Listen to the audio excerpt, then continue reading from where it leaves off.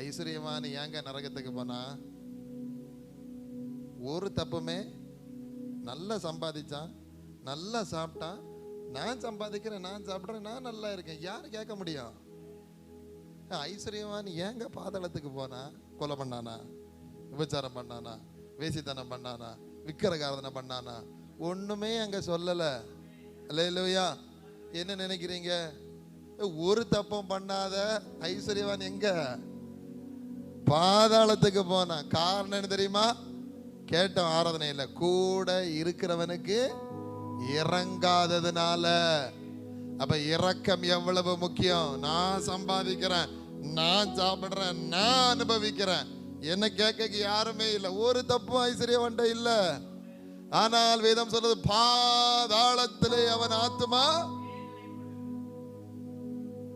என்னங்க நீங்க குத்தம் சொல்ல முடியும் ஐஸ்வர்யமான?